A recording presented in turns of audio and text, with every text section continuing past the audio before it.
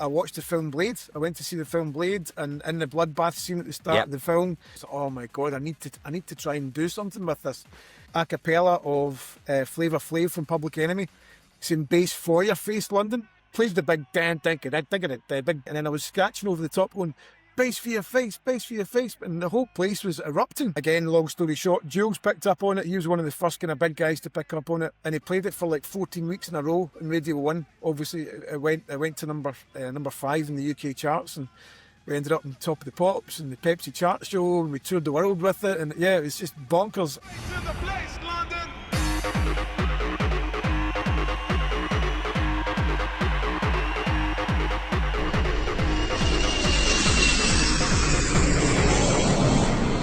Smash the subscribe button. There we go.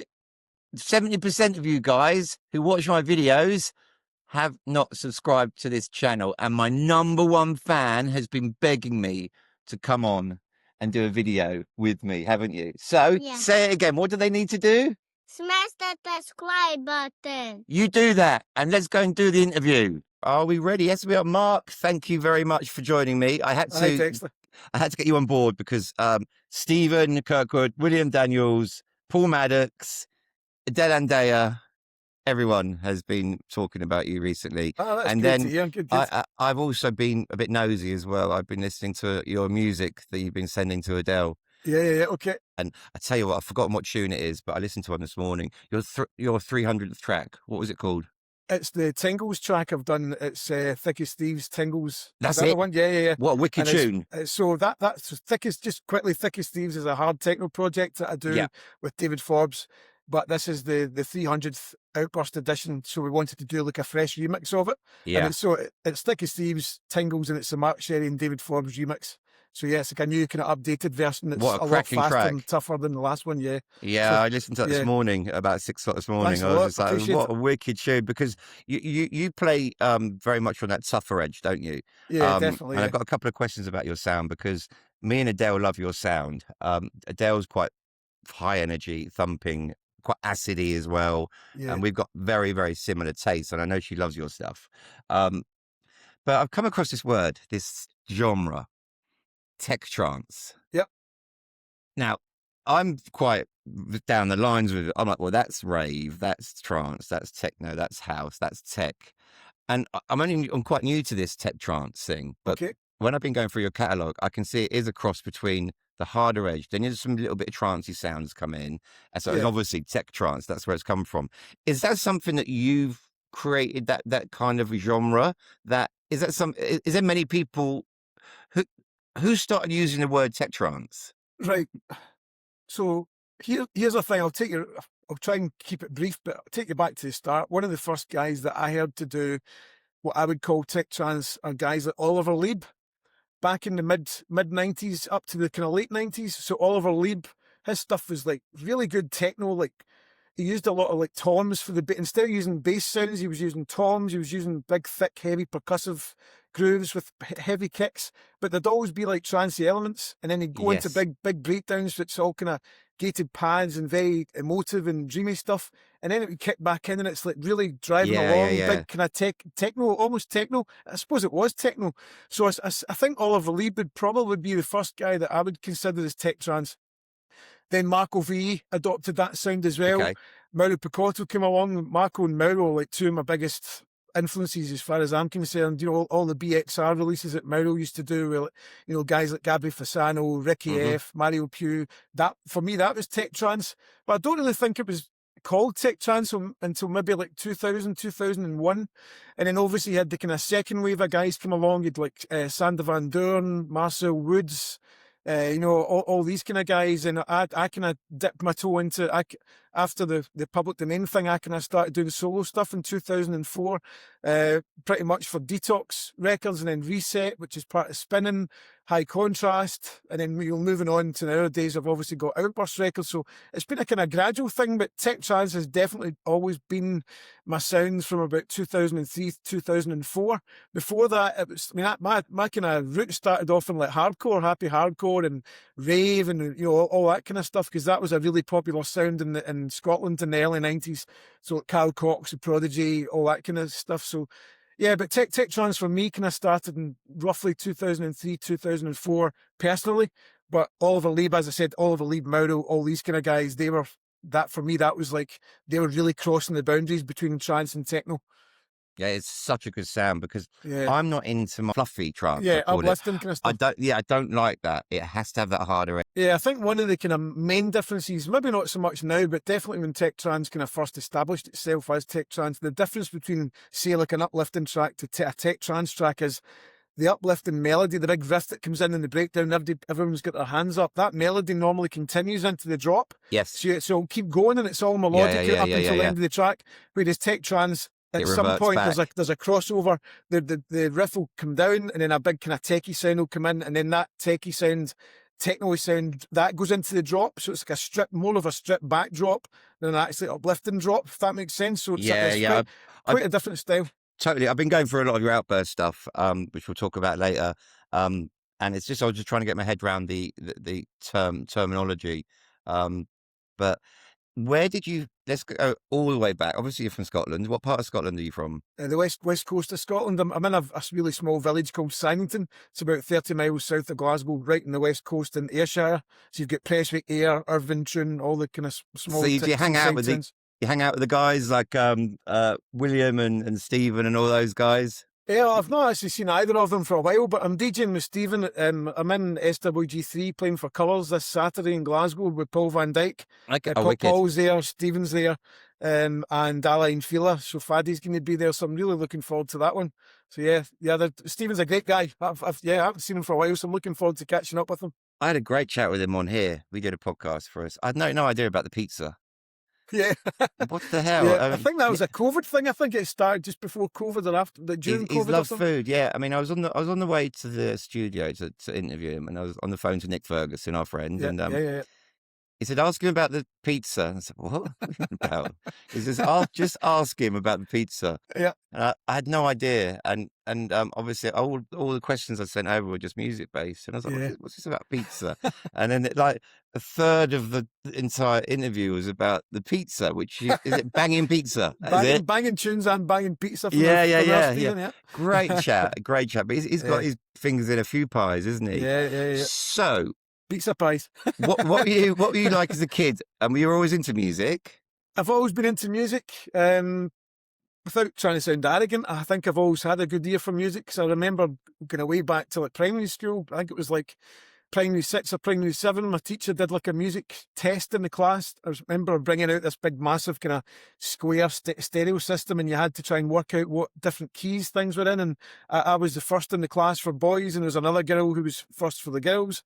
And the two winners in the class, we basically got to choose a musical instrument. So we went to lessons. So I went to violin lessons, and it all went south very, very quickly because I discovered that I just was not good at it. And my music teacher that taught violin was a bit of an asshole, let's just put it that way. Yeah. So I very much fell away from that very quickly, but I started going to piano lessons at a young age. And my mum and dad bought me like a small Yamaha keyboard that I used to sit in with my dad's 1970s headphones that were way out to here. I used to sit playing along to like TV theme tunes, and I picked it up really easily. So my mum and dad said, "Look, this is great, you can do this, but we think you should go to lessons and actually learn how to play properly and how to read music instead of just picking it up by ear."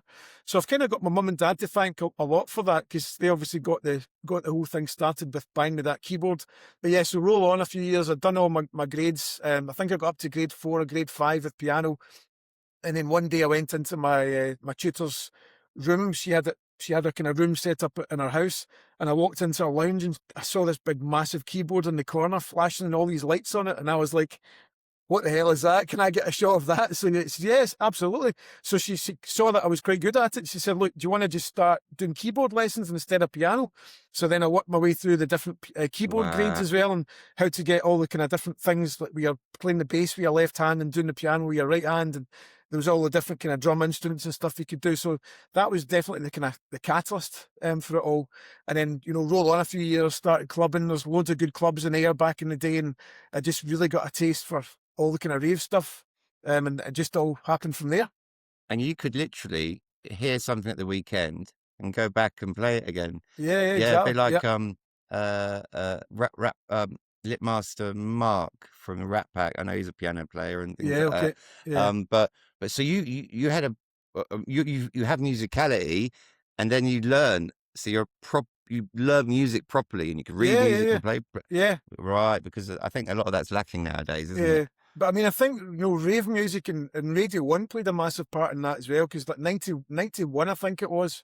I think it was called Sound City. It was live in Norwich, and it was the Prodigy were on live for like 30 minutes, and then Carl Cox was on live doing a 3-deck mix for maybe an hour or 45 minutes to an hour, and it was all live in Radio 1. I recorded it on a tape cassette, and me and my mates used to drive around Air Shores, got like a big kind of cruising kind of thing going on. Yep. All the kids cruise around in their cars. So we just cruised around the summer, in the whole of the summer, up and down the beach where some of the clubs were as well. And we just kept on playing this live recording of the Prodigy and Carl Cox, and it just got ingrained. Something clicked up here, and I thought, I want to try and like pursue a career with this, and try and do something about it.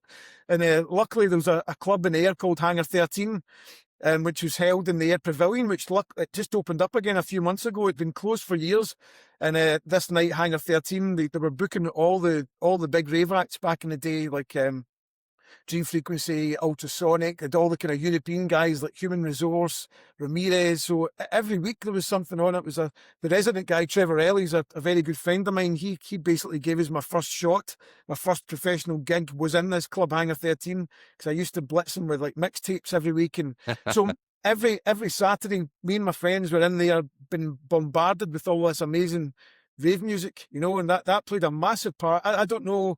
I actually don't know what would have happened if that club didn't exist, because I don't know if there would have been anywhere else that was as influential as that one club was to me back in the day. So that was your first experience of clubbing. Yeah. And so, when did the DJing side of it come into it? I think I got my first set of turntables in about 91. I think I was in I think I must have been in third year. What were they? Third or fourth. Oh God, it was horrendous. I think one of them was like an SLBD 22 or something. That had a little wheel, the little pitch wheel. It wasn't like a pitch thing as we know it in the 1210s. It was like a little wheel, and it was just, you pushed it. Yeah. You pushed the thing on it. Oh God, you had to be so. It wasn't belt driven. Was it belt? Yeah, it was belt driven. Or belt driven. Horrendous. And I had a little cam mixer. Yeah, I remember them. And then made to fade and all that sort of stuff. My second deck didn't even have pitch on it. I was just trying to wing it, horrendous, absolutely horrendous. But the thing is, I mean, it's probably the third or fourth person I've spoken to in the last couple of weeks who've had these belt-driven decks. Yeah. And in a way, we were very fortunate to learn on those, because if you could mix on those bad boys, you could mix on anything.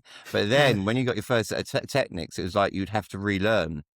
It's like, wow, what the hell's going on here? I had quite a good crossover period with that, because my friend Craig Trott, who unfortunately he passed away years ago, God love him, and so he left school early, and he had a full-time job, so he had good money, so he bought like 1210s. So in the background, when I was in my house learning how to use these god-awful decks, occasionally I'd go along to his house and I'd practice in his like 1210s, and it was like night and day. So eventually, when I'd saved up and got my 1210s, I kind of knew how to use them already. So it was a very smooth crossover for me. You're lucky, really, you were, yeah. Very lucky. I remember when I got my first set, and I just didn't have a clue. And I've heard some funny stories about how people have gone from belt-driven. They've gone from belt-driven, and they've done their first show, and they've turned up, and it was Technics. And it's just an absolute disaster. Yeah. Weird story. The first time I went out a set of Technics, my friend was on a bus, and he found a bag, and it had 2,000 quid in, and it obviously fallen out of someone's pocket. Wow. And he just rung up his mate, come and get me. And the next thing I know, his room's all kitted out with 1210. I mean, this is 25, 30 years ago now. Yeah. And we just turned up at his house one day, and he had these horrible belt drivens. And all of a sudden, he's got 1210s, he's got gone out and got, remember the Jamos? Yeah, The Jamo speakers Oh, well. and the whole lot. And he's just like, just don't say a word to anyone. There's obviously some drug dealers lost a bit of cash on a journey to into central London. Yeah, I mean, it's an expensive business, you know. I mean, I've said in a couple of kind of previous interviews, the only reason I managed to get my 1210s was my mum and dad basically they guaranteed a finance deal for me, like in a electrical shop in Ayr. So I had to go in each week. They basically, I got the turntables and then I had to pay them up. And I had this little yellow card, and I used to go in and pay my 30 quid or my 40 quid. So I was had a few different jobs going on, so I could basically pay these off. But I wouldn't have been able to get finance for them if it wasn't for my mum and dad. We all had to duck and dive a bit, didn't we? Lange, he went and bought a DAT machine, I think, with his student loan. Okay. I went and bought 1210s with my student loan. And there's loads of people who are ducking and diving just to get their equipment. I think a few of us did use our student loans to get equipment where we should have just blatantly used it for school books, and we didn't. But they were minimum. I remember still paying 750 quid, but that was in the early 90s, so that was a lot of money then. Yeah. Do you remember your first gig? My first gig. So officially, my first club gig was at Hangar 13, but my first actual gig was in a club called Pebbles in Troon. And it was a Sunday night. It was maybe like 10 people in. But again, get back to my friend Trevor Riley, who was the resident at Hangar 13. He had this Sunday night gig as a little extra thing. He said, look, Mark, he said, I'll give you a gig. Just come along with me. He wasn't driving at the time. He said, come and pick me up. We'll go to Troon. It's a quiet night, so it's not going to be like the Hangar on a Saturday night. You'd be lucky if there's 10, 15 people there. So we did this gig, and it was fine. You know, it was like I had my decks. The decks were set up, turned up with my little record bag and mixed a few tunes. Picked a needle up off the wrong record, made all the usual kind of, like, you know, novice schoolboy error mistakes, and made a tit of myself, but I learned very quickly not to do that again. So it still happens though, doesn't it? Oh, it does. Yeah. People call the wrong USB out. Oh god, yeah. And all the little stop thing now is a lifesaver, because the sound just dips a little bit. You've got to kind of let go of it. So yeah, that my first gig was at Pebbles in Troon. And then obviously I got my first shot at Hangar 13, which was like, for me, there was nothing better than Hangar 13. That was the club to be locally. But we had the Metro up the road as well, which I became a part of later on as well. But locally, that was a little bit further away. Ayr had Hangar 13, and that was the kind of place to be. So for that to be my first gig is something I'm very, very proud of. And again, it's thanks to Trevor Riley, because I used to bombard him with mixtapes, C90 mixtapes every week. Trevor, check this. And eventually said, right, 3 weeks' time, Mark, come in, we'll give you a slot. And I was like, wow. And at the time, I don't really talk about this much these days, but my name at the time was DJ Life. For some reason, I felt like I had to come up with a DJ name for myself. So yeah, so these DJ Life mixtapes were all over Ayr Beach. Loads of people were driving around playing these tapes in the car, and I was selling them to get money to buy my vinyl at the weekends and stuff. So my whole career kind of started off organically. It was never forced. It's just something that picked up, kind of had the snowball effect over so many years. That's the difference back then. It started as, it was just a part of us. It was a part of our life, and it was a part of our community where we would go around to our friend's house and have a mix, or just music was our life, because we were going to the weekends to the clubs, then we go to the record shops, and it was like the community. Whereas I was speaking to a couple of people yesterday, and it's a little bit different now, because people are wanting to become a DJ because that they want to be a DJ. Yeah, it wasn't a career. It wasn't a career back in the day. There was no path, was there? It was so new, and we're talking at the same sort of era, and I think nowadays people are more interested in the fame that comes. Yeah. So can I ask, what music were you playing then? It was a range of rave, breakbeat, hardcore. To give you an example, the first gig I played at Hangar 13, one of my last tracks was Charlie Low Noise and Mental Theo live in London. Yep. So it's like 170 BPM, big. Oh my God. Yeah, it's fast. Yeah. It was amazing that, but my biggest influence that got me into rave was probably the KLF. I'm a massive fan of the KLF, the Prodigy, even like, Seal, Adamski, all that kind of stuff. that was just, I was a kid at school hearing all this stuff for the first time. One of the first kind of underground tracks that I fell in love with that had a massive influence on me as well was Hard Floor by Experience. Yes, yeah. So that got me introduced to Acid House from a young age as well. Listening to I went to a club called the Bobby Jones, which was in Ayr again before Hangar 13 opened up, and Trevor Riley played Hard Floor for the first time, and my head just went. The whole place it was like a roller coaster ride. You know, he started it from the very first kick drum, let it play for the full 8 minutes, 9 minutes, however long it is, and the whole club just followed it like a path. You know, it was incredible. And I came home and I realised I'd set my hi-fi up to record Pete Tong's show, and I woke up the next morning and I was listening back to Pete Tong's show, and he'd played Hard Floor Experience for the first time, and I heard it again. I was, oh my God, that's that track that Trevor played last night. Do you I take it you know the track? Yeah, yes, of course. Massive, played a massive part in my influence as well. Just got me into using my 303 and all that kind of stuff. So yeah, Prodigy, KLF, all that kind of stuff. That was my kind of sound. So you're like you like the acidy sort of sound as well. Yeah, that plays a big part. Still plays a big part in my sound. Noticed, obviously, we mentioned before Adele, who you met at. She was at the Euphoria weekend in Malta. That was it. So myself and David played back to back on the Saturday, and then on the Sunday I played the after party in the club, and she was on before me, and she's a great DJ, really nice person, but great DJ. I was like, wow, she's really amazing at mixing, really good tune selection. I thought, for hearing somebody for the first time, I was really genuinely impressed. Very, very good DJ.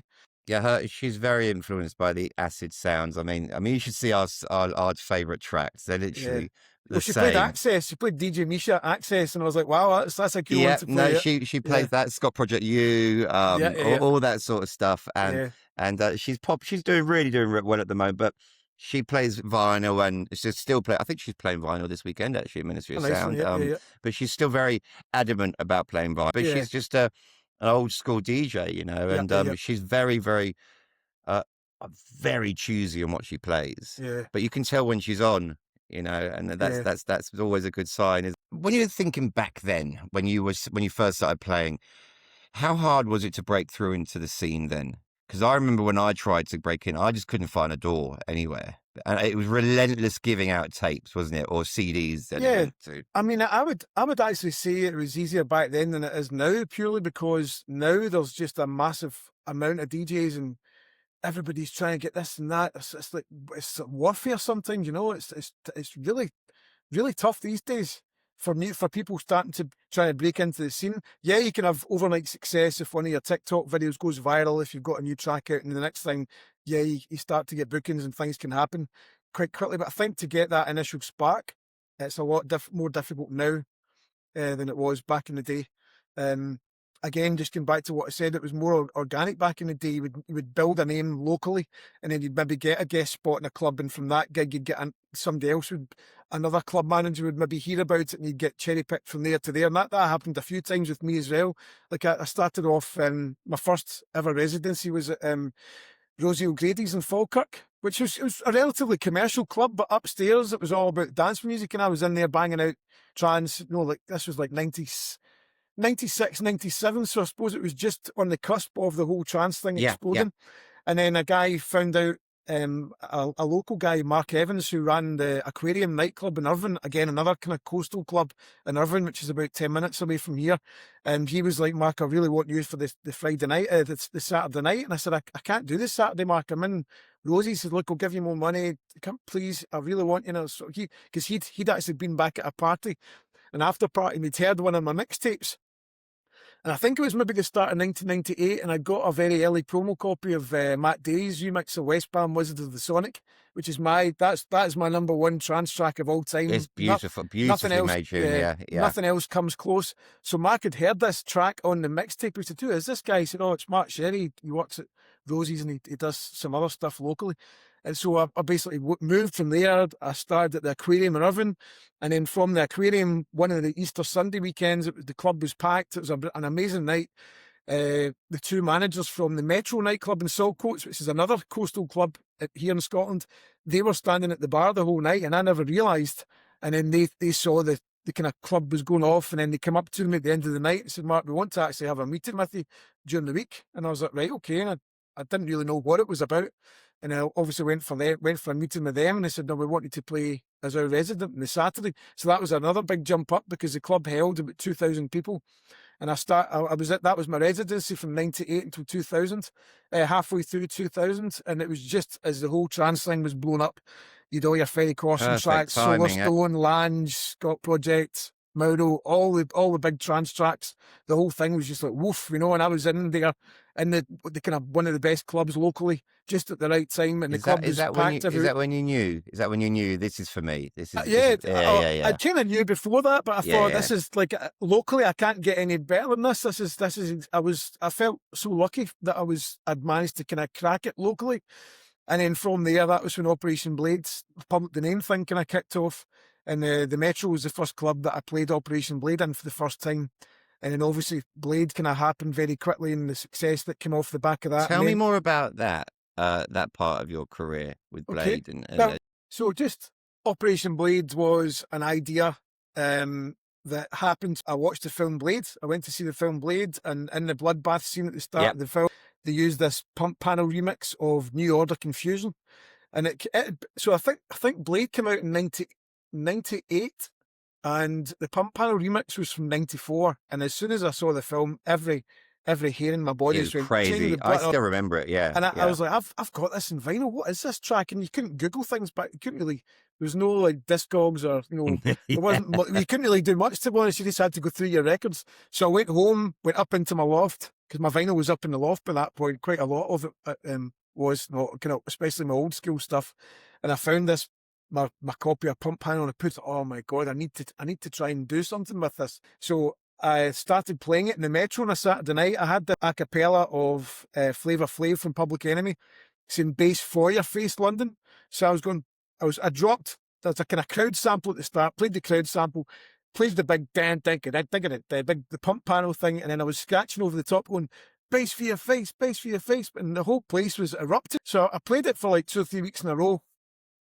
And round about the same time, I'd been out in the air for a few drinks with my friends, and I bumped into 2 guys who knew about my kind of previous project, which was the Casio Brothers. So that was like a happy hardcore project that I had with Trevor Riley, who's the guy I mentioned that was a resident in Hangar 13. And the guy said, "Look, Mark, we love what you've done previously, but we've just qualified as, we've got HNDs and audio engineering. We've got a small studio set up. Do you want to try and jump in with us and we can do something?" I was like, yeah, because there were 2 local guys. I thought, yeah, that could be fun. And at that point, I didn't actually have my own studio, so I was kind of in between ideas. So yeah, we started working together. And I said to the guy, just look, I know this sounds a bit crazy, but I've started doing this live mashup in the Metro on a Saturday night, and it's blown up big time. I think we could make it into a track. So we sampled the down deck. It was 1 bar, 4 beats of that track. And then we sampled Flavor Flav, Bass for Your Face, London. Everybody in the house say, oh, so that was the original samples that we used. So roll on a couple of months. I started playing it in all my clubs, all my residencies. It was going off big time. And then we got it signed to Slinky down in Bournemouth. Yeah. Okay. I remember them having a label. Yeah. Yeah. So they pressed it up on white label, and we blitzed it out to all the record stores in the UK. Again, long story short, Jules picked up on it. He was one of the first kind of big guys to pick up on it, and he played it for like 14 weeks in a row on Radio 1, which was mind-blowing. He was playing it on a Friday, and I remember he used to do 2 shows, a Friday and the Saturday. He did, yes, so yes. He started playing it like every weekend for something like, I think it was 12, 13, 14 weeks in a row. So off the back of that, we got it signed to Extravaganza, and then obviously it went to number 5 in the UK charts, and we ended up on top of the Pops and the Pepsi chart show, and we toured the world with it. And yeah, it's just bonkers, absolutely bonkers. And it's interesting you bring up Jules, actually, because Jules comes up quite a lot in conversations about him breaking tunes. Yeah. And he broke quite a few tracks, really helped push a lot of tracks, and gave a lot of. Did he used to give you quite a bit of feedback as well on tunes? Not really feedback, but it was enough for us to see that he was supporting the tracks. That was all you needed back then. But that to me, that's what's missing nowadays. I think Radio 1 really dropped the ball when it comes to dance music. I don't understand why they decided to go in a different. There's no, you can't.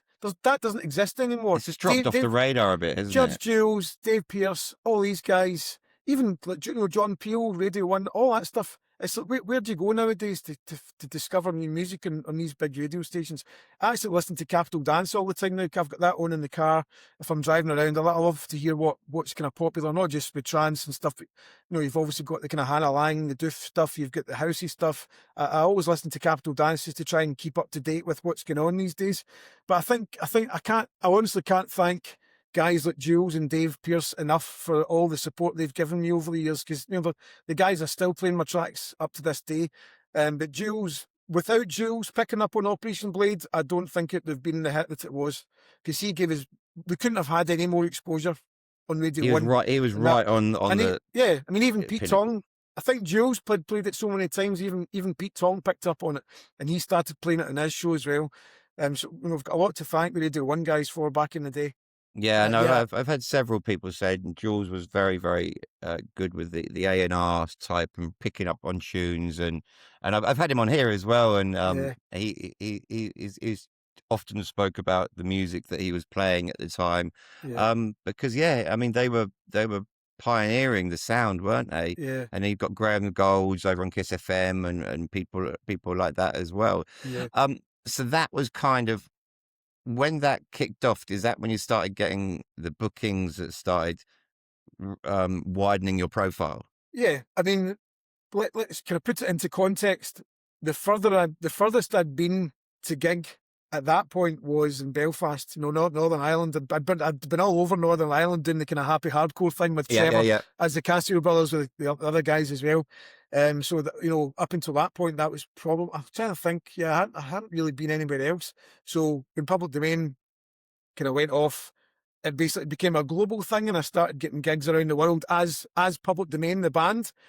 But one thing that was different to me with the rest of the guys in the band, I was the only DJ in the band. So I started saying to my management, look, guys, do you mind if we try and make this into more of not just a Public Domain live show? Let's do a live thing. But after the band, let me DJ for an hour as well. So we'd try and get clubs and festivals to book us for like a 90-minute slot or a 2-hour slot, so that we could do the live thing, do like a 45-minute set or an hour-long set, and then I would DJ after it. So just to try and add a bit of weight to the whole thing as well. But so that really helped me get gigs around the world, because it wasn't just Public Domain, it was Mark Sherry DJ set as well, and people started to kind of connect the dots. So that kind of really helped. So you must have been one of the first like DJ sets, because obviously you haven't got the faithless DJ sets. You've got the oh god, they're all going to escape me now. But you get a lot of the DJ sets for bands. My mind's gone blank. I knew it would. So you must have been like one of the first bands that had a DJ set side to it as well. So, I've never actually really thought of that before, but I don't think there was. It's quite common now. So, yeah. You played all over the world? Yeah. What was that like? Did you enjoy it? It was amazing. Yeah. One of the first tours we did, I just kind of go back a little bit. So yes, sorry. Operation Blade, we didn't get we had to apply for sample clearance, because we'd obviously sampled the New Order track, even though New Order didn't have anything to do with that Pump Panel remix. It was still their track. So we had to get clearance to use that acid part, and we had to get clearance from Public Enemy, because it was based via Face London. So introducing my friend Malak Ali, who sadly passed away a few years ago, which was a big blow to to me personally, but also the Scottish club scene. He's a very loved guy who was an old techno band called Ultrasonic. Yes. Who again were very, very big in Scotland and the world back in the day for the kind of early rave stuff. So because we couldn't use the Flavor Flav sample, we got permission from Public Enemy's publishing company, but we had to change the lyrics and get Malaka. Malaka was a friend of mine. I had to get Malaka. He was an MC as well, so we got Malaka in to redo the vocals. So we changed it from bass for your face London to bass in the place London. I know it's a very small change, but it was you had to do these things back in the day. Yeah. So once we got everything cleared, the track became a hit.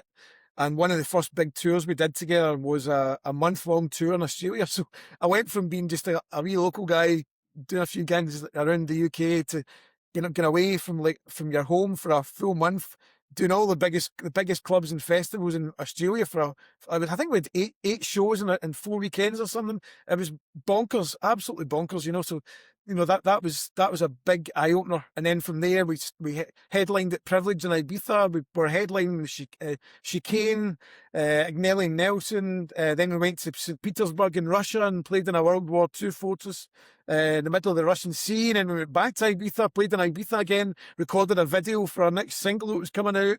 And then we went to Dance Valley in Holland. It was that whole year after Operation, the 2 years after that, the success off the back of Operation Blade, my whole life just became a blur. What years were they? So that was 2001 up until about 2003, 2004. So yeah, it was such good years. Yeah, 100%. Wow, what a time to hit. So Yeah. after that, when did Outburst Records come? Was So that much later on, or was that yeah, off the back of it? Yeah, so as I said earlier, when I started the kind of tech trance, I went kind of solo, started focusing on my solo stuff. That was around 2004. Started doing a lot of stuff for the Dutch labels, like I said, Detox, running High Contrast, developing a name for myself there. Then I started getting booked for a lot of the big kind of Dutch festivals like Q-Dance, Trance Energy, Climax, doing a lot of the big festivals around the world. And then the whole kind of tech trance thing, I felt was starting to kind of dip a little bit. EDM was starting to kind of take off, all these kind of, all the big guys, the big DJs were starting to go more EDM than trance. And I was like, I just don't like the way this is going. So I'd kind of experimented with the sound, and then I was like, nah, this isn't me. And I spoke to Lance the other day about this. Well, not the other day, the other week, because I did a remix for him in 2011, and it was his track Songless. It was called Lance Songless. Okay. And I did a remix of it, and it went to #1 in Beatport, which, was a big thing for me. But it wasn't my kind of standard tech trance. It was right on the cusp, right on the borderline of EDM and tech trance. Was it? And okay. I go back and I listen to it. Yeah, I'm happy with it. The production's good, but I'm like, oh, if I'd gone that EDM direction, I'd have never forgiven your life. I'd never have forgiven myself, So that was as far as the dial was going to go, and then I quickly kind of snapped out of it. And we were laughing about it with Stu the other day there, because it's like, it's a very different. I was working in an office as an agent for a very short amount of time, and it was just as big room, and EDM was coming in, and everybody was excited about it in the office except me, and I did not like it, and I had to look after some artists who were playing it, and do you know what? It just didn't. I just didn't have the passion for it, and I kind of like got out of the business because I just couldn't bear myself. I was very much more influenced by the more deeper house sort of sounds coming through, the more underground, much more underground, because this was so commercial and it felt very American. Yeah. Did you know that? Yeah. Am I unfair in saying that? No, that's exactly why I started Outburst. That was the kind of point I was getting to, because 2012, 2013, I was starting to feel a bit lost. I was like, I don't like this EDM shite, excuse my French. And I was like, I need to try and do something about this for me personally. And all my friends as well, they were like, what the hell is going on just now? Why is nobody releasing? Why is there no tech trance labels? And because all the labels had started going in this horrible direction. So I thought, do you know what? I'm going to start my own label. I spoke to, I'd done a few projects with Black Hole, and I was good friends with them. And I spoke to Arnie at Black Hole, and I said, look, I'd love to start my own label. I've spoken to a few other people who you do the distribution for them. Could we get a chat at ADE about me potentially starting a new label? And he said, yeah, have you got some ideas? And I was like, yeah, I've got loads of ideas. So I was like, we sat down at ADE, we discussed it, and the first release was in August 2014. And so that was me kind of just saying, look, there's not a lot of tech trance around, but if you want tech trance, come here, come talk to me. So that was 2014. 2014, yeah. That was so you had your big years 2002, 3, 4 off the back of with Public Domain, yeah. So off the back. So those 10 years, what were you doing in those 10 years? Just DJing or just going off the back? DJing, as I said, 2004, I was doing my solo stuff, so I was releasing tracks on Detox. I had a lot of tracks, Live and Learn, Vengeance, A Star Within a Star, Fractured. I did remixes of Ratty Sunrise, Scott Mac, what's Scott's big, Damager. Damager, right, okay. I was remixing like, Ratty Sunrise, Scott Mac, Damager. So that I was starting to kind of get a name for myself as Mark Sherry, but not as Mark Sherry from Public Domain, but Mark Sherry on his own as a kind of solo guy. So then from like 2004 right up until Outburst, I was all solo stuff. I left Public Domain in 2009. We'd had a few releases.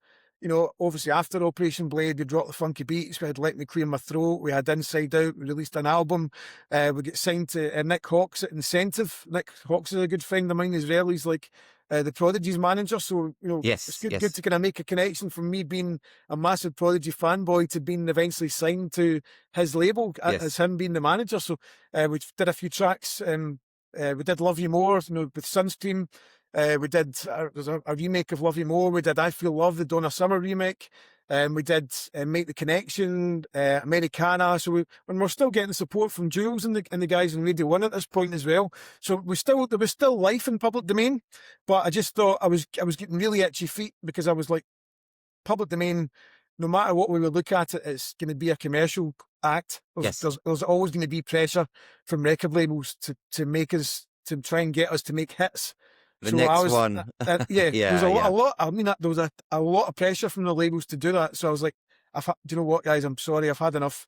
I want to start doing my own thing. So I left Public Domain 2009, shook hands with the guys. There was no hard feelings, no animosity. And then that was me. I kind of went like full on solo since 2009. So yeah, it was a really good time for me. Things come to a natural end, especially in the music business. I mean, look at some of the incredible music brands, just for instance, like event brands. At the time, you think they're going to last forever. Yeah, good things come to an end, as they say. But they don't, and you know when it's ended, don't you? Yeah. You know when it's ended. You can feel it. Yeah. Yeah, I mean, I say every year, this is my last year in music, but deep down inside, I'm just like, no, it's not. It's challenging. Do you find it a challenging industry to be in? It can be, but I've still got the fire in my belly for it, and I think that's what you have to have. The day that fire goes out is the day you retire. I turned 51 2 weeks ago, and I've been doing this for 32 years now, and I can honestly say I'm still every bit as excited about making music and DJing as I was back in the early 90s. And I can genuinely say that. There's not one part of me that wants to stop yet. But yeah, it gets tougher on your body. I try and look after myself, go to the gym, try and get plenty of sleep. I treat my job like a day job. I'm like an office job. I'm working from maybe 8 in the morning till 5, 6 o'clock. And then that's me. I try and sit my phone down and just try and relax after that. So I try and keep it quite regimental. But yeah, I'm obsessed with music, and I'll always be obsessed with it. The discipline side of it comes from experience as well. I mean, there's no way I would have been sitting in an office in my 20s because I was in Ibiza just getting smashed, and managed somehow making a career out of running quite popular events. But we could do it back then. But now there's no way. I mean, I've got to be very, very...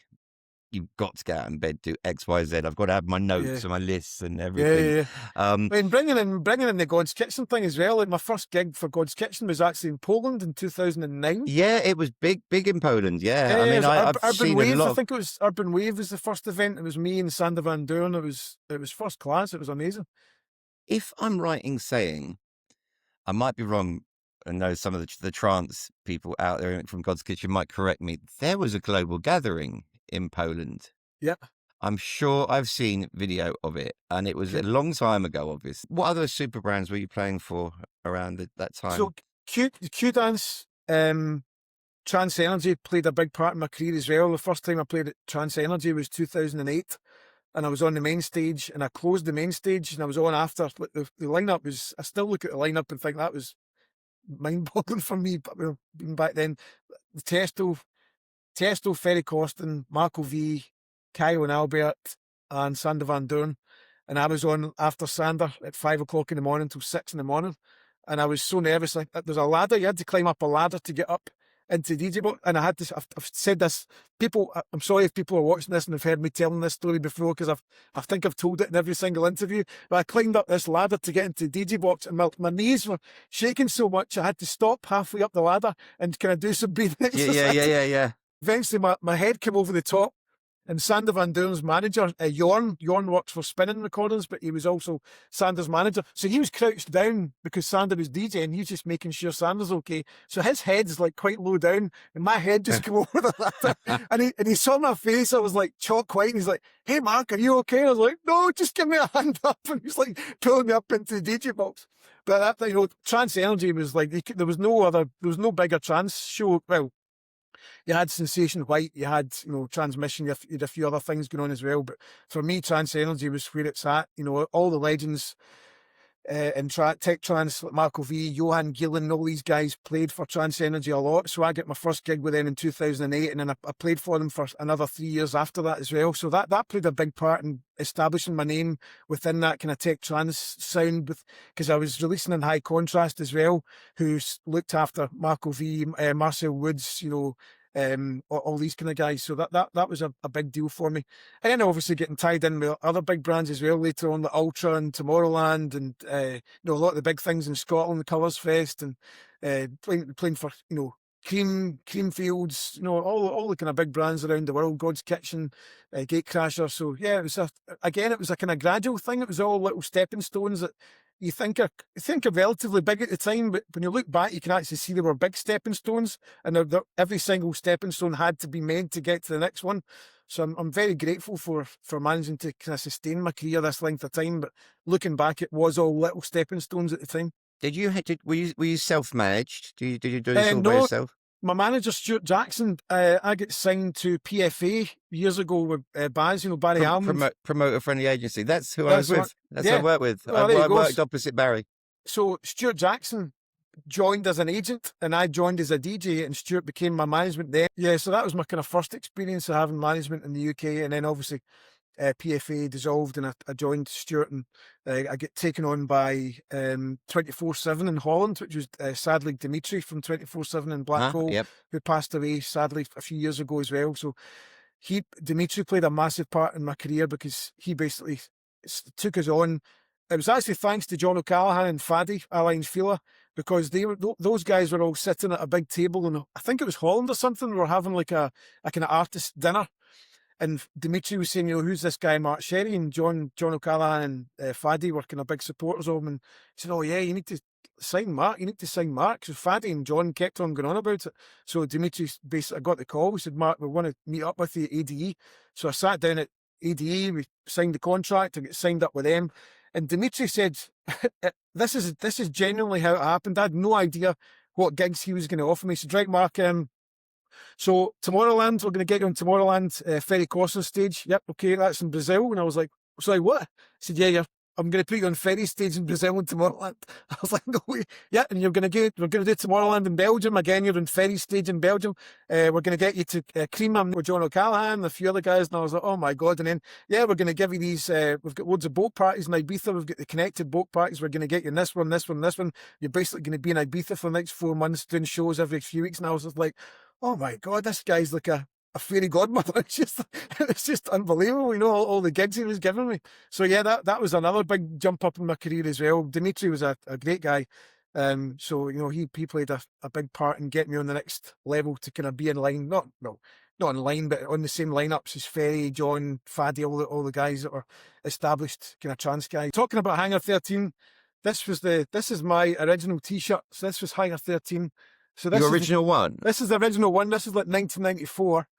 And that's from 1994. This is from 1994. And see that stain? See the stains on there? Yeah. That's sweat that used to drip off the ceiling. What? So it's like, I know, now this has been washed. It has been washed. It actually smells quite nice.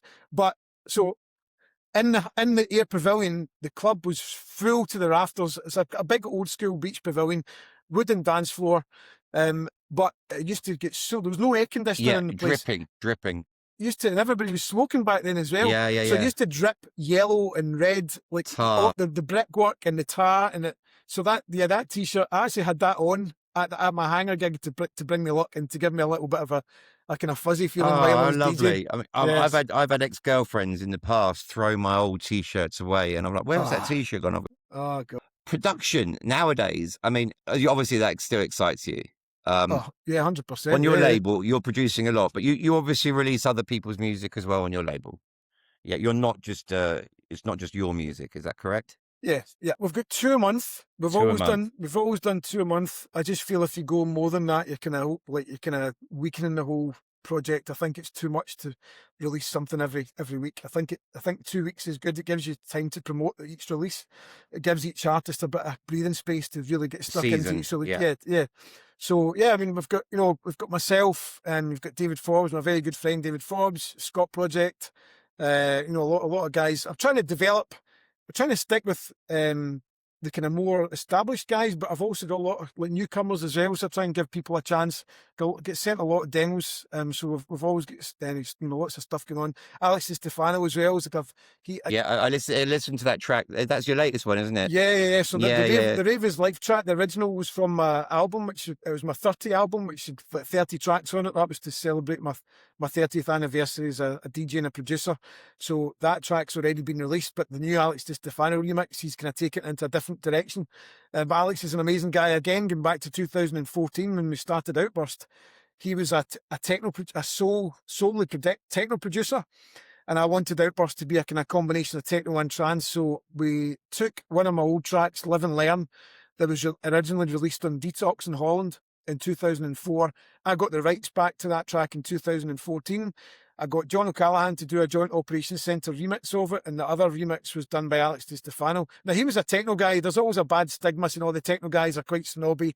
They hate trance. You won't even get a reply from them. I messaged Alex on Facebook, and he replied like that. He says, "Mark, yeah, that's great. I'm up for it." And I was like, "Wow, brilliant!" Because I'd only discovered Alex like about a year before that. And I was really, really chuffed to get Alex involved, and obviously John Top's remix was amazing as well. So the first release on Outburst was the Alex Stefano remix of Live and Learn, and also John's Joint Operations Centre remix of it. So I've known Alex for a long time. So he's been a regular artist in the label as well, and he brings a lot of the kind of techie stuff to the label as well. He's an amazing producer. It's great that you're giving some newer people a shot as well, because it is so hard. I mean, there's so much music out there. I mean, me and Adele, we go through so much music, and it's okay, but a lot of it's very hard to find that one standout track. Yeah. You literally have to dig through hundreds. Yeah. Hundreds and hundreds and hundreds. And it's different now, because I always go back in the day, dare I say it. You had to hire out those studios. You had to, it cost you money, and you had to get the job done. Yeah. And there were very talented people working in those studios, and they're making really good time of that, because you're on a clock, and you had to get it. You had to get it done, unless it was your own equipment, or you had to save up and get a loan or whatever to go out, and you wouldn't get a car, you would get a studio, And I sound like a really old guy saying this, but it's like it's so much easier to make music, and it's so much more affordable. Back in the day, you had to have a DAT machine, you had to have DAT tapes, you had to get your vinyl made, test pressings made, lacquers made, acetates, get your music sent out. You couldn't just put your DAT tape in a jiffy bag and get Royal Mail to post it. You had to courier it to the label and all this kind of stuff. So the expense that you had to have you had to have analog keyboards, you had all the cabling, you used to have a big mixing desk, you needed all the paraphernalia. It was at least $5,000, wasn't it? Oh yeah, easy, at least easy. $5,000, because I kept on getting knocked back from Barclays Bank for a $5,000 loan. I would have to get $5,000 to get the basic setup that I needed, and I got knocked back 3 or 4 times by Barclays, and then I got my vinyl stolen, sadly, around the same time. And then I ended up in Ibiza, and ended up living in Ibiza, and then went down the path as a promoter. I was always a promoter at university, but I wanted to be a producer. But then I kind of got taken away from me when my records were stolen. I didn't get the loan, and then I went to Ibiza and started running successful events. And so I've continued down that vein. But yeah, I think it's very different then, because you had to invest a lot of money, a lot of time, and you had to, I think, really you knew you had something. But now there's hundreds and hundreds of thousands of tracks being released every week, I would say. And now we have AI just to make it a little bit more spicy. Yeah, exactly. What's your angle on AI? What's your? I think Is it good as? I mean, I'm of the opinion that it's a great tool. Well, I'll give an example. So I made an intro for the Rave gig, the Rave Cave, the Hangar 13 show. I made an intro, and I wanted to sound like a Scottish newsreader announcing that Mark Sherry started his career in Higher 13 back in 1994, blah, blah. So I used the AI to do this. It was I found a Scottish accent, like a website that does a Scottish accent that sounded like a newsreader. So I kind of used that to make an intro. So that's amazing. And I did the same for Dream State. Like I played at Dream State in LA in November. I've been lucky enough to play for the guys for quite a few years now, and I wanted to make an intro for that, so I used AI, and it was their 10th anniversary, so I used AI to make a speech about trance and how it's developed over the years and when it started, and name drop some names that have been responsible for the big tracks over the years, and I used AI, so it's great for creativity and stuff. But I get demos all the time, and you can tell when it's AI that's done the vocals. Like I'm talking about performance vocals, like singing vocals, male, female. You can tell it's AI, and so yeah, it's there. It's in amongst us already. It's only going to get better. It's got I don't know personally. It's terrifying, but at the same time, as long as you use it and still retain some of your credibility and you've still got to maintain and retain your own authenticity. Authenticity, and that is the word that I always hang on to, from Mr. Ian Van Dahl. Christoph, I was speaking with him, and he said it as it was, and he goes, that was the problem with today's music industry. There's no authenticity anymore. And he goes, my music, I want it to be my own. I want it to be a legacy, and now people are just making remake after remake after remake. I know. And you're now using AI and stuff like that. And yeah, if you make a really good remix of something, fair play. And you put your own stamp on it, I think that's great. And sometimes it's good for new producers to start off with a remake. But I do a lot of like tuition and engineering sessions and mastering my own stuff. Every day I'm in the studio, whether it's mastering, whether it's I've got face-to-face clients. Pretty much. You do tutoring as well? I do tutoring as well, yeah. So guys, I try and encourage guys to come into me with an idea. Yeah. Whether it could be 10 stems, it doesn't even need to be half finished. It just needs to be an idea, so that I've got an idea of what kind of sound they want to achieve. And in that session, I'm making music for them, but I'm teaching them at the same time. I'm getting them involved. They're not just sitting there watching me make a tune for them. They come to me to learn. So and AI does not come into that at all. There's not one single instance I've used AI when I've got somebody there, because it's like I don't want to get down that road. I want to teach them how to use plugins, how to compress, how to use reverb, delay, how to layer sounds and all that stuff. So it's very much authentic sound using the best equipment that I've got, but there's no AI involved in that, and I think that's the way it should be. Yeah, you can use AI to enhance certain bits and bobs, but I'm not involved in it. I use AI to save me time on an admin basis and give me ideas and give me just to help me out. Sometimes I'm reading algorithm and data. I find it very helpful for reading. I just say if I post some content and I look at the back end and I go, right, I need this data analyzed. I know it can do it better than me. And it can tell me you need to do this and this to optimize this. And 9 times out of 10, it's right, But I think the prompt juicers, as they're called, that's taking it too far. That's literally on the edge of ghost production, in my book. But I mean, with social media, I mean, do you think that's become a big part of becoming an artist now as well? Unfortunately, it has, especially with TikTok as well. There's so many tracks go viral in TikTok, and I mean, it's a two-sided story, isn't it? It can really help you, but at the same time, it just makes things a lot harder for guys to break through.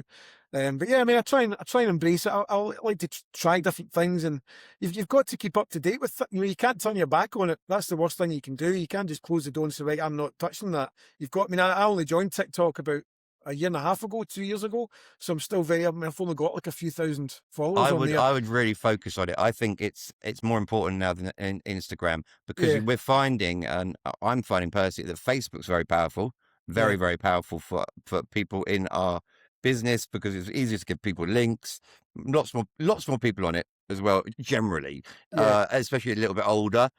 But I think that Instagram is kind of being overtaken by TikTok. So Yeah. I've now kind of, I'm working on Facebook and then I'm working on TikTok, and I'm finding that there's been a lot of crossover.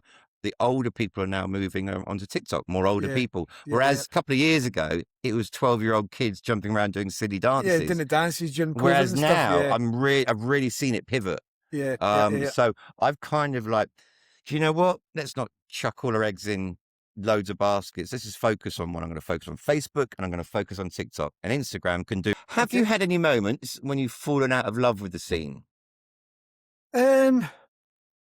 So without mentioning any names, we get ripped off badly by public domain at its peak. We got ripped off.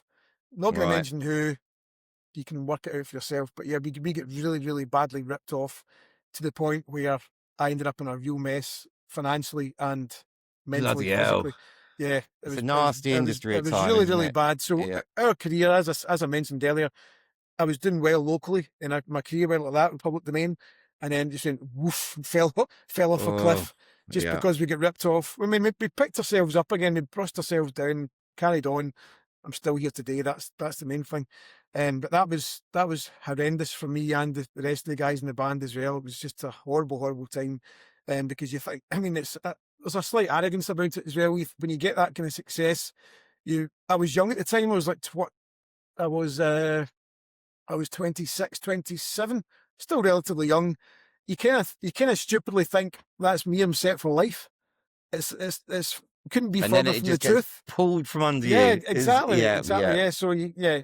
So it was a horrendous thing to happen, but again, I've said this in a lot of interviews. It was a very good thing to happen because it opened my eyes to how bad the industry could be. I hit my ultimate low, and from then I've managed to. Yeah. My career's still on a trajectory. It's never dipped again, and it was like a big book of mistakes, like how to make every mistake in the book. We made it, and that book's now burned and forgotten about. I don't need to look at it again. I haven't made any mistakes since, So you I mean, when I speak to people around me and speak to people I'm working with, and I'm opening their eyes to things that can happen, they're like, "Really? That goes on?" I'm like, "You fucking bet it does." And it scares them. Yeah. And I'm just like, don't worry, just let me deal with it. Yeah. I've been here. I've been dealing with this for 20 years. You don't have to worry about it. Yeah. But I especially with artists that are just getting bigger and they're realizing the politics behind it, and then all of a sudden, people, why isn't that person talking to me? Or why is that? Because everyone's out for themselves. And again, I don't want to mention any names, but I had a group of people, artists, where we're having a dinner at a certain event, and this guy just was in the cusp of signing a really good record deal for a track that was blown up, and he was all excited, and I kind of pulled him to the side after dinner. I said, "Look, mate, I love you guys, a great you guy." I said, "Look, please promise me you'll get a music lawyer to study that contract." I said, "I don't care how much money they're chucking at you, how many carrots they're dangling in front of you." I said, "Get a music lawyer to study it. Look at every clause, every small bit of copyright, look at it all and get it studied. And then if you still want to go ahead, the music lawyer says it's okay. Once things change, then yeah, good luck to you." I said, "I'm not trying to be a damp squib and put you off it." I said, "But just make sure you get that contract looked at, because that's a mistake we made back in the day. We just, even though we did get it looked at, and the other guys in the band, again, I've said this in a few interviews, but we had Operation Blade, and the Warp Brothers had the Fat Bass track, and they were... Do you remember Fat Bass? Yep. They were both doing really well. Dave Pearce was supporting Fat Bass because it was on his label New Life, with Jules and the guys supporting our Operation Blind track, and there was a big fight between them both. And the guy that we were signed to was saying, "Guys, you need to get this contract signed, because if you leave it too late, Fat Bass is going to outperform Operation Blade." And we're like, "All right, okay, right, we'll sign it." And we signed the contract, and then years later, we're like, "Oh God, yeah. what have we done?" Well, I'm very fortunate to have in my office a music lawyer. Perfect. Okay. And he's now he's retired as a music lawyer many years ago, but obviously he's very versed in that world. And he was involved with people like Spice Girls and things like that. So a very high level. Yeah. And he's very, very on it when it comes to contracts and stuff like that. And he's never lost in court. Yeah, ever, And so when you say get a lawyer, Get a music lawyer. That's what I said. Not just a lawyer. Yeah, Get yeah. a fucking music lawyer, because Yeah, there's a exactly. when I see these kids online with their contracts going, and Yeah. I'm just like, they've got a fucking clue what they're signing. I wish I could read that to see what they've said. Yeah, they have not got a clue what they're signing, and it's. Yeah. I mean, sometimes they're even signing the DJ name away. Yeah. For anybody You know? watching this, the biggest bit of advice I can give you is when it says the terms section on the contract, make sure it doesn't say perpetuity. If it says perpetuity, that means you're signing the track away for life. There's no comeback from that. Yeah. So your term, I always try and go for a term. 5 years is great. 10 years is okay. Anything beyond 10 years, you want to have that track as you back. It's like having a car and giving this record label your car for 10 years. Yeah, you can live without it for a while, but at the end of the day, you want it back at some point. Yeah. You know, so it's like, don't sign anything that says perpetuity. Always, that's the biggest And bit of advice. this can happen at all sorts of level. Like Ian Van Dal was if you watch my Ian Van Dal podcast, which I'll link in at the end. It'll be the end card for this. He goes into the experience he's had with record labels, and he's still in court with them, you know, over a lot of the music that he's done. He's never lost because he studied music law.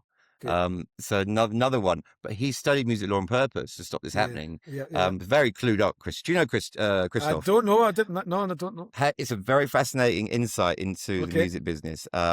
Christoph, Ian Van Dal, and amongst other A-listers, DJ Yan. Reaching into my brain. Okay. All that lot. So yeah, on that note, I've got to ask you, I've had you for an hour and a half. What would be your one last tune of the night? Would it be the West Bam tune? Well, I mean, West Bam, but I don't know if you know that. I actually did my own version of that for my 30 album as well. So I don't know if you've heard it, but I more than likely have. I'm flooded with music. I did not try and rip Matt Derry off. I just wanted to tick a little box because it's played a massive part in my career. Matt knows I love him. He knows I love his productions. I spoke to Matt about it, asked his permission to use there's a little kind of pad thing that runs through the original. I used some of that in my version. I asked him up front about it. He was fine about it, absolutely fine. And so for me to get permission to get West Bam's permission to use that, my remix, on my album and actually release it as a single was a big deal for me because that track just gives me shivers from start to finish. Absolutely timeless, isn't it? I think it's probably in my top 3 without a doubt. So if I was doing a trance classics gig, that would be my last track of the night. But if it's one of my own shows and it's got a kind of classic steam, I'd definitely play my own version just as a little tick of the box at the end. Brilliant. Mark, you've been absolutely fantastic. I will see you in God's Kitchen in Birmingham. Yeah, I'm looking forward to it. Birmingham, Good one, yeah. It's some lineup, the last time I played in God's was 2015.